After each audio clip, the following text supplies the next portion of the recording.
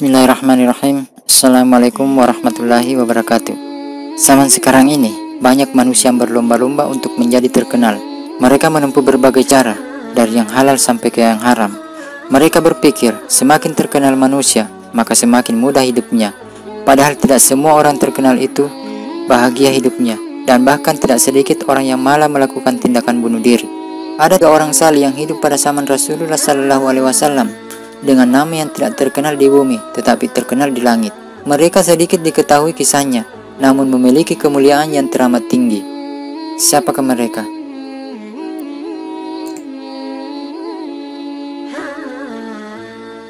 Uwais Al-Qarni disebutkan dalam hadis riwayat Ahmad telah menceritakan kepada kami, Abu Nuaim berkata, ada seorang laki-laki dari penduduk Syam berseru pada perang Siffin, apakah di antara kalian ada yang bernama Uwais Al-Qarni? Mereka pun langsung berkata, benar, Abdurrahman bin Abu Layla radhiyallahu anha.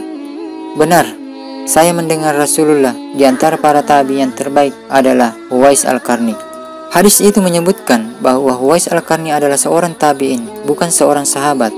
Hal ini dikarenakan memang Uwais Al-Qarni belum pernah bertemu dengan Rasulullah SAW, meskipun sebelumnya Uwais Al-Qarni hidup di masa kerasulan Rasulullah. Uwais Al-Qarni adalah seorang yatim yang tinggal di Yaman bersama ibunya. Uwais adalah seorang pengembala domba yang mengembalakan domba ketika siang hari dan menerima upah untuk diberikan kepada ibunya. Uwais juga memberikan sedekah kepada orang-orang yang kesusahan, seperti dirinya apabila ada sisa kelebihan upahnya. Uwais Al-Qarni sangat mencintai Rasulullah dan sangat ingin bertemu Rasulullah di Madinah. Namun, Uwais terkendala dengan jarak yang jauh serta tanggung jawabnya untuk menjaga ibunya yang sedang sakit.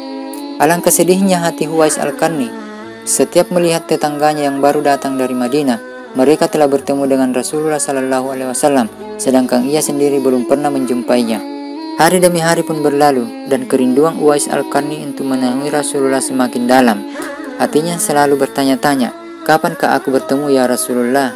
Dan memandang wajah beliau dari dekat. Ia rindu mendengar suara Rasulullah, kerinduan karena iman. Tetapi bukankah ia mempunyai seorang ibu yang telah tua renta dan buta, lagi pula lumpuh? Bagaimana mungkin ia tega meninggalkan dalam keadaan demikian itu? Hatinya selalu gelisah. Siang dan malam pikirannya diliputi perasaan rindu memandang wajah Rasulullah SAW. Akhirnya kerinduan kepada Rasulullah SAW yang selama ini dipendamnya tak dapat ditahannya lagi. Pada suatu hari ia datang mendekati ibunya, mengeluarkan isi hatinya dan memohon izin kepada ibunya agar ia diperkenankan pergi menemui Rasulullah di Madinah. Ibu Uwais Al-Qarni walaupun telah usur, merasa terharu dengan ketika mendengar permohonan anaknya itu. Ia memaklumi perasaan Uwais Al-Qarni seraya berkata, pergilah wahai anakku, temuilah Rasulullah di rumahnya, dan bila telah berjumpa dengan Rasulullah, segeralah engkau kembali pulang. Setelah mendapatkan izin dari ibunya untuk menemui Rasulullah di Madinah, maka Uwais Al-Qarni segera berangkat. Ia pun berhasil sampai ke depan rumah Rasulullah. Kemudian ia mengetuk pintu Rasulullah sambil mengucapkan salam. Keluarlah seseorang seraya membalas salamnya. Segera saja Uwais Al-Qarni menanyakan Rasulullah SAW. Namun ternyata Nabi tidak berada di dalam rumahnya. Beliau sedang berada di medan pertempuran. Uwais Al-Qarni hanya dapat bertemu dengan Siti Aisyah radhiyallahu anha, istri Rasulullah SAW. Betapa kecewanya hati Uwais. Dari jauh ia datang untuk berjumpa langsung dengan Rasulullah SAW, tapi Rasulullah tidak dapat dijumpainya. Dalam hati Uwais bergolak perasaan ingin menunggu kedatangan Rasulullah dari medan perang. Tetapi kapankah Rasulullah pulang? Sedangkan masih terngiang di telinganya perasaan ibunya yang sudah tua dan sakit-sakitan itu, agar ia cepat pulang ke Yaman. Akhirnya, karena ketaatannya kepada ibunya, pesan ibunya mengalahkan suara hati dan kemauannya untuk menunggu menjumpai Rasulullah. Uwais Al-Qarni dengan terpaksa pamit kepada Siti Aisyah untuk segera pulang kembali ke Yaman. Dia hanya menitipkan salamnya untuk Rasulullah. Setelah itu, Uwais pun segera berangkat mengayunkan langkahnya dengan perasaan amat terharu. Peperangan pun telah usai dan Rasulullah pulang menuju Madinah. Sesampainya di rumah, Nabi menanyakan kepada Aisyah tentang orang-orang yang mencarinya. Rasulullah pun mengatakan bahwa Uwais adalah anak yang taat kepada ibunya.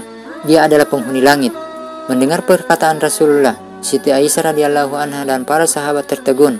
Menurut keterangan Siti Aisyah, memang benar ada yang mencari Rasulullah dan segera pulang ke Yaman karena ibunya sudah tua dan sakit-sakitan, sehingga ia tidak dapat meninggalkan ibunya terlalu lama. Rasulullah Shallallahu Alaihi Wasallam melanjutkan keterangannya tentang Uwais Al-Qarni, penghuni langit itu. Kepada sahabatnya ia mengatakan, kalau kalian ingin berjumpa dengan dia, perhatikanlah ia mempunyai tanda putih di tengah telapak tangannya. Sesudah itu, Rasulullah memandang kepada Ali bin Abi Thalib dan Umar bin Khattab seraya berkata, suatu ketika apabila kalian bertemu dia, mintalah doa dan istighfarnya, dia adalah penghuni langit. Ketika Uwais Al-Qarni wafat, beritanya sangat menggemparkan kota Yaman. Pada akhirnya, Uwais Al-Qarni tidak pernah bertemu Rasulullah di Madinah, namun insya Allah ia bisa bertemu Rasulullah di surga kelak. Wallahu alam bisawab.